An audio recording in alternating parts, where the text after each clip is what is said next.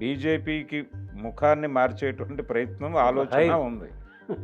ఆ ఆలోచనలో భాగంగా ఆపరేషన్ శివకుమార్ అనేది మొదలై ఉండొచ్చు అనేది చంద్రబాబు దగ్గర చంద్రబాబు దగ్గర ఆ ప్రస్తావన తెచ్చుంటాడు ఈయన.